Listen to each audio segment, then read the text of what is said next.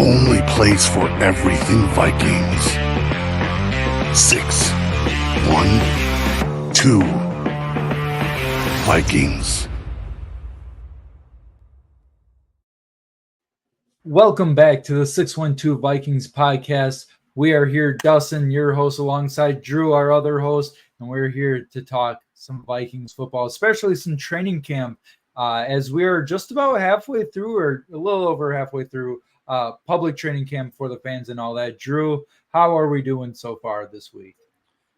You know, every day is it's like the countdown to Christmas. You know, we got the first steps of football coming up. You know, I think a lot of fans are excited to see JJ McCarthy in his first couple games as a Viking, where he's almost guaranteed to start or play some sort of significant snaps, it's looking like. So definitely excited. You know, it's like I said, it's like a kid on Christmas. You're just waiting for that big day to come. So definitely excited. Yeah, lots of Vikings fans attending camp. You know, I know today, as you guys can probably tell, I'm a little sizzled up from today's practice because it was like 91 degrees out, straight heat. I was just baking on those bleachers. I'm surprised they don't even have like shade or anything out there. But, you know, it is what it is. Your boy sits through it all, gets all the videos and stuff for Twitter. So, yeah, and kind of speaking of, you know, all of that, I've been, you know, sitting there through all the heat and kind of noticing, you know, different things throughout every single day of training camp. And today, JJ McCarthy got his first quote unquote first team reps. You know, I think he only had one snap with the first team reps, and it was like an end around, like double play end around or something like that. JJ had the ball, gave it to Powell, and then Powell gave it to Addison, swung around the left side, ran in for a touchdown. So, yeah, it is kind of interesting. You know, every single day of camp, it's been, you know, whether it's been eventful or not, it's been something different every single day. Today, they've been working on a lot on, what was it, like kickoff, like special teams kickoffs and stuff like that. So I was trying not to get a bunch of videos with that just because of how secretive every team really is with that. So I was like, what the heck? I won't skip any, or I won't record any videos with that. So, Drew, what have you kind of noticed on Twitter and stuff with everybody else kind of tweeting updates and other videos and stuff? What have you kind of kept your eye on throughout camp? I think the big one, obviously the big one's the quarterback, but to kind of go into a little bit of a different direction, I'm thinking corner is probably the biggest one I've been watching, because due to the Mekhi Blackmon injury, that's something I've definitely been keeping close tabs on. Fabian Moreau just started having his first day as a Viking, so he was out there today in the blistering heat. So that was definitely a good first day for him there. Welcome to Minnesota, essentially. It's something we don't really get a lot up there. But the player I've been kind of keeping my eye on, Dwight McLaughlin, because for me, it's sounding like he's going to be more of this Ivan Pace kind of, you know, he's kind of been tabbed to this Ivan Pace kind of, you know, role, essentially, where he's this UDFA kind of thrusted into a starting position. And he's been kind of making some good plays out there. I saw one where he had a diving play, stuck his paw out there and tipped the pass away to prevent a touchdown. I believe Sam Darnold was the one throwing it, but it's still a good play. It was still an athletic, acrobatic pass breakup. But, you know, I think this could be a guy that, you know, kind of sneaks out of the 53. It wasn't a guy I was really saying like he's going to start. Maybe I wouldn't go that far, like where the pace level was, but he's a guy I think I could definitely see making the 53. And I think he's going to take advantage of the Mekhi Blackmon injury over guys like Caleb Evans, Andrew Booth, and you know, those guys aren't really looking too good right now. So we'll see how McLaughlin pans out, the UDFA from Arkansas. So yeah, I think at this point the Vikings are just trying anybody at corner because they've signed two people within the last week or so. They've been putting Dwight McLaughlin, you know, in the first team defense. They're just trying to see who's going to be, you know, possible starting cornerbacks on this team, because every single corner on this team has had their ups and downs, and, you know, it is what it is. Like Andrew Booth, he's been kind of up and down throughout camp, you know, more so down, letting up bigger plays, but they're just trying anybody at this point. And Dwight McLaughlin has shown some flashes in camp, some good plays, especially in the red zone. I think he's a really good red zone corner in there too. So yeah, it's really interesting to see how that all kind of plays out and what other corners they're bringing in, because they're bringing a lot of street guys in that haven't played under B Flow either in like ever or just in a couple years or whatever it is, like Bobby McLean. So these guys that are coming in, they're getting these first team reps, and they really haven't learned our system yet. I know it's under B Flow, but at the same time, it's still a little bit different. So super interesting. It's also concerning at the same time to see new guys that are here for one day getting first team reps. So we'll see how that goes throughout camp and preseason as well. Super interested in that. And maybe the Vikings will sign another corner or two or three or whatever it takes. I know there's been some interest on Stephon Gilmore. I don't know if that happens or not, but we'll definitely see. So, yeah, and I've kind of noticed, too, that the defense, at least the first team defense, too, has shown some flashes, especially today. They definitely put on a clinic today. The offense really hasn't been as, I guess, eventful. No huge plays today, really. And that's all due to Brian Flores and those guys that are under, second year guys under his defense. So, it's really cool to see. Even the rookies like Levi Drake Rodriguez is making a big splash, big plays everywhere. Dallas Turner, the first round rookie. And then, Dwight McLaughlin, as we touched on before. So it's super cool to see these guys kind of make an impact on this team already. And I know it's just practice. Anybody can make a play, but you got to start somewhere, so. There's always there's always a starting point. It doesn't matter where you start. Guys like Ivan Pace to Adam Thielen to guys like Randy Moss and Culpepper and those kind of guys who are first round picks. So it's definitely the time to make your mark, and like preseason's coming around the corner, so that'll be even a bigger point. So yeah, for sure. And I know, like, just to touch on JJ McCarthy a little bit too. I know he kind of struggled a little bit today, but the fact that's really crazy. I don't know who tweeted it out, but somebody said that JJ McCarthy only threw one pick in all of training camp, which is true. I've been there to witness pretty much all of it.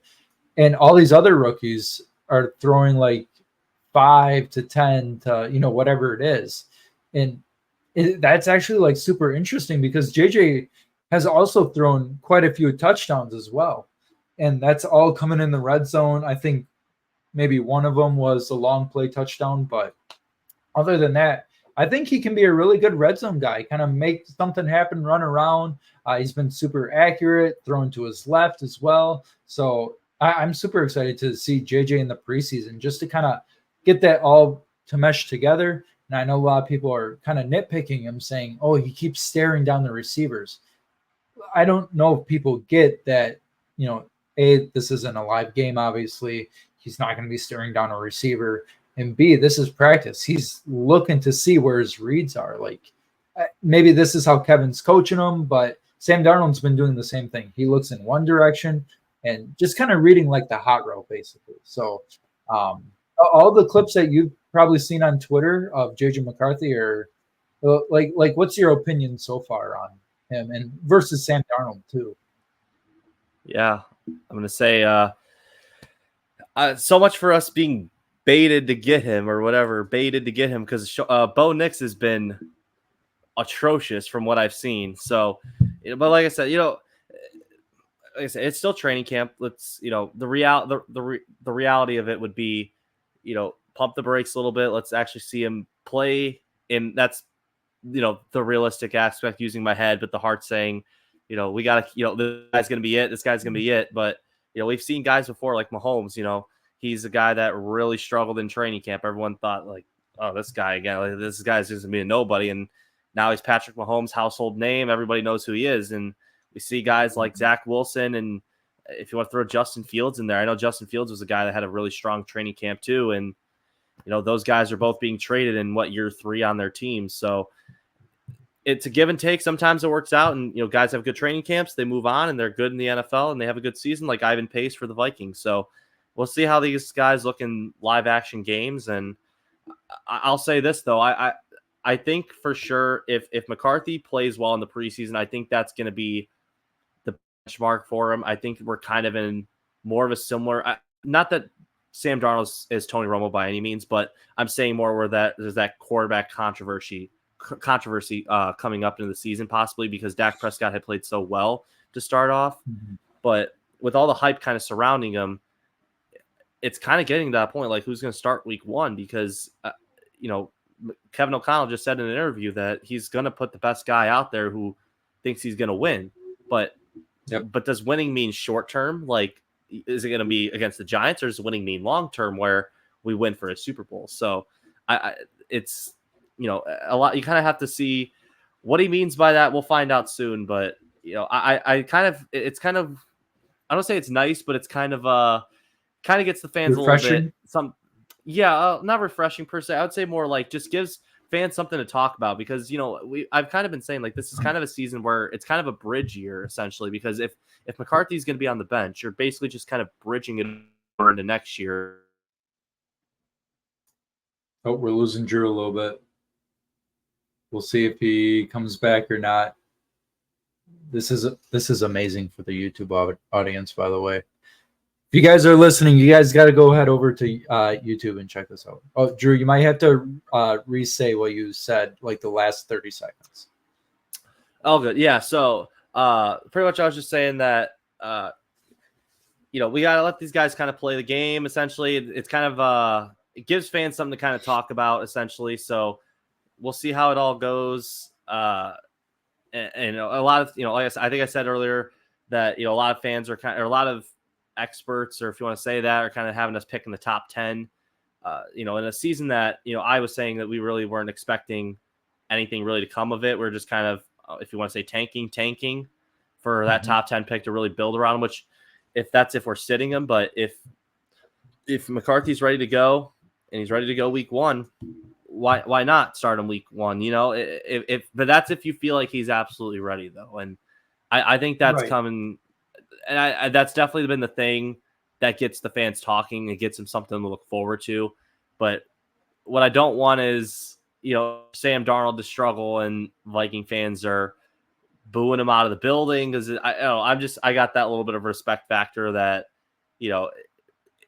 it's not nice to be like on that side of the field, or on that side of, on the side where you're just being booed out and everyone's kind of expecting you to basically they want you to be benched for their rookie quarterback. So we'll see how it all goes, but it's definitely something that is going to be talked about. So yeah, speaking of quarterback battles and stuff like that, and who's a better quarterback and whatever you want to say, Madden has released their player rankings for the new Madden 25, and we have some interesting things on there. So we'll kind of start with the quarterbacks, actually. So Madden 25, the Madden rankings for quarterbacks for the Minnesota Vikings. The highest, or should we go lowest to highest or highest to lowest? What do you think, Drew? What should we do? We got to save the best for last. Let's go lowest to highest. Lowest to highest. Okay. All right. So your lowest overall rated player or quarterback for the Vikings, Jaron Hall at a 59. That's respectable. He didn't play the greatest last year in the chances that he got, especially in the Green Bay game. Play a little better in the Atlanta game, but overall, 59 I think is pretty fair. Nick Mullins, only 2 overall higher at a 61, which I don't know, maybe a little higher because of what he did to the Detroit Lions twice. Nearly passing for 800 combined yards in those games and whatever. But Nick Mullins, 61. All right. Next, you guys will be surprised. Next highest, Sam Darnold, a 70. 70 overall. I think that's pretty fair, coming off not the bench. I mean, it's pretty much the bench, but second string in San Francisco. Hasn't really played much since then. So 70 overall for your QB1, Sam Darnold. Or we have your other QB1 in JJ McCarthy, who is 1 overall higher than Sam Darnold, which is really interesting because they have what the people say, quote unquote, is a handoff merchant as a 71 overall, player, and he hasn't played a snap in the NFL. What do you think of that one, Drew? What like that's actually crazy to me. Yeah, I Or is it know. not so crazy? I don't think it's that crazy. And here's my reasoning behind it is there's a lot of Madden guys that love to play franchise, with college football coming with the dynasty. There's like myself, I'm a big franchise guy. So it's kind of nice if I'm not a team, like say I'm rebuilding, the Carolina Panthers, try to get a little bit of a challenge and actually see the team grow. In that year one, it would be nice to actually see JJ McCarthy actually play and watch him actually grow, because in Madden, it's weird where you can't really develop guys as a quarterback too, like you can in real life, develop guys off the bench. So it's kind of weird like that. So you kind of have to develop guys by playing. I think it's nice because it basically forces the development of JJ McCarthy. So it's something that I can get behind, and it's something that I don't have to constantly have to update my depth chart, because it'll automatically just be JJ McCarthy at quarterback 1. So it'll definitely be nice, especially with, I'm assuming he'll probably get some sort of star development too. It'll be our hidden development to start off. So, but yeah, I like it. I don't mind it at all. And if it's something where I want to have McCarthy start off the bench, just move one guy up, move one guy down, it's really not that big of a deal. So, but it just makes it a little bit more easy. And a lot of Vikings fans are going to be playing with JJ McCarthy. Let's face it. No one wants to. No offense to Sam Darnold, but we're excited for JJ, and I think that's what we're kind of excited to play for and see how he's going to do in the new Madden game. Yeah, I'm gonna try something here. I'm gonna go into this layout, and we're gonna look at some of the other Madden ratings instead of just trying to vomit it all out to you guys. So I'm gonna do this. We're gonna look at Twitter here. Okay, we got from Vikings fan page. He has some of the offensive linemen. Christian Darrisaw at 91. Like that's kind of suspect to me.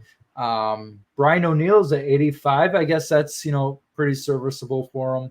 Garrett Bradbury is 76. Coming off a pretty decent year. Let's see, what else do we have here? Dallas Turner is a 78 overall. That's not terrible. Andrew Van Ginkel is your highest overall edge rusher. Then you got Grenard as a 77, a couple of your edge rushers. Tight ends, TJ Hawkinson's a 91. So, yeah, pretty interesting. You got your corners. I know these came out a couple days ago. Byron Murphy's your highest rated corner. Then Mekhi Blackman, obviously he's not going to play this year. Shaquille Griffin, Caleb Evans. They have Kyrie Jackson in the game at a 70. RIP to him. So, yeah, what are we thinking about these Madden ratings? You think these are pretty fair so far? Or Jonathan Grenard needs to be talked about, I think, for sure. Him being a 77 with the guy with double-digit sacks, I believe multiple times in his career, is a joke. It is a joke. Yeah. It's not even that, too. Like, I think I saw something about, like, Gabe Davis having the same overall as Puka Nacua. Like, what are we doing here with these ratings? Like, I seriously, like, Puka Nacua, I think, was an 83, and Gabe Davis was also an 83. After the season that Nacua just had, let's remind you, Justin Jefferson after his season went up from he started off like a 70 something, 73, I would say, somewhere in that range, goes up to like a 91 in the year 2. Jamar Chase was another one. So I just don't get this at all. So yeah, and that's just edge rushers. There's so many other guys. Hey, here's your guy Will Reichert as a 71. I feel like you probably think he should be a little higher. I'm actually fine with that. I'm fine with that. He's the best kicker in the draft. Special teams doesn't really get a lot of love. I'm fine with the 71. As long as he can boot it, that's all I really care about. Accuracy is irrelevant in Madden because I'm the one doing that. So as long as he's got the leg, which I know he does, we'll be good. So. All right. Yeah, I thought you'd maybe want him to be like a 95 or something. No. Yeah. He's your favorite player, right? Yeah, for sure. He's my favorite. He's my favorite draft pick. I think out of all these draft picks, I think he's got the highest chance to hit in this draft. Very big on him. greatest college kicker, has the most points. So one of the greatest to ever do it at college, especially at the SEC level, has been in big games. So definitely a big fan of Will Reichard. Guys, I think I might have to start a GoFundMe, and we're gonna get Drew a Will Reichard jersey, and he's gonna wear that throughout the whole season. So if you guys are interested, let me know, and we'll make a GoFundMe for that. Well, I mean, big reason I like him. He looks like Neville Papperman from iCarly. So, I mean, Yeah. I don't know about if you're ever at training camp, you say, "Hey, has anyone ever told you look like Neville Papperman?" And Dude, maybe he sees this. He looks similar. He looks similar to him. Dude, it's so funny because whenever I see him on the field, his legs are like so skinny, like his calves. But I'm sure, like up in person, they're probably not. But it's funny because you can totally tell that he's the kicker. He's not a football player. Like it's crazy. But but kind of talking about Bama though, another one I did want to talk about was Dallas Turner. Dallas Turner, you said was a 78. He's higher, which is pretty high. Higher than the number 1 overall pick. Caleb Williams is 76. Dallas Turner 78. Interesting. Very interesting.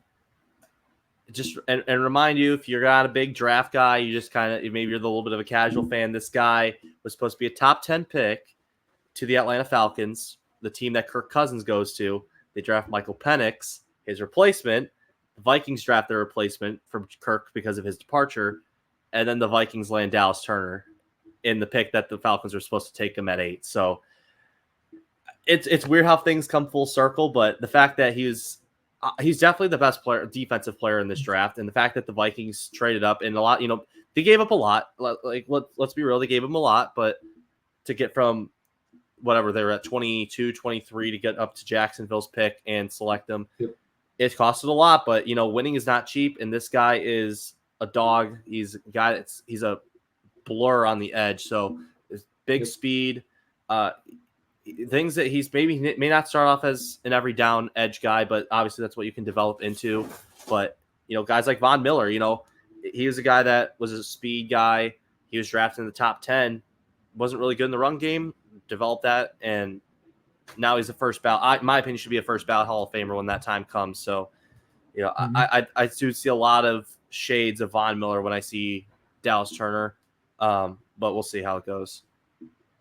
I was gonna ask too, but it totally left my mind. So we'll probably leave it at that then. So, Drew, do you have any other observations you want to add before we say goodbye? Maybe sometime. Can you hear me? Uh-oh. All right, guys. I think we'll probably end it here because I don't know if Drew can hear me at all. So we will see you guys in the next episode. Make sure you guys go follow 612 Vikings on Spotify and Apple Music or Apple Podcasts, sorry. And then on Twitter at 612 Vikings. And we'll see you guys in the next episode. Skol Vikes.